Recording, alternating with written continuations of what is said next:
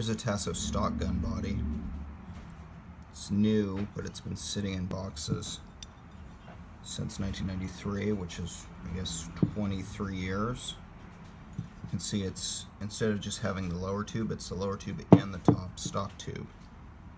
Takes bore drop internals, and I just bought a Spartan to replace to swap over all the internal parts and pump handle onto this body.